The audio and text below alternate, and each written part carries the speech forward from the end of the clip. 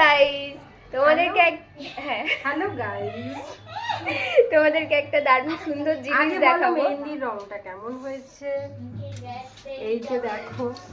ও, এখানে আমার বরের নাম লিখেছি, বুঝতে পারবে না। একজন দেখো অব্র মেখেছে মুখে। আর এখানে আমাদের একটা দারুণ কাজ হচ্ছে, সেই কাজটা তোমাদের দেখানোর জন্য ব্লগটা করছি। আমার ফটোটা কোথায় উঠেছে? এই যে আমাদের সেই আর্টিস্ট যে কুলোসটা ডিজাইন করেছিল, ইভেন সে অনেক কাজ জানে। তোমরা তার এক একটা কাজ দেখো, দেখলে বুঝতে পারবে।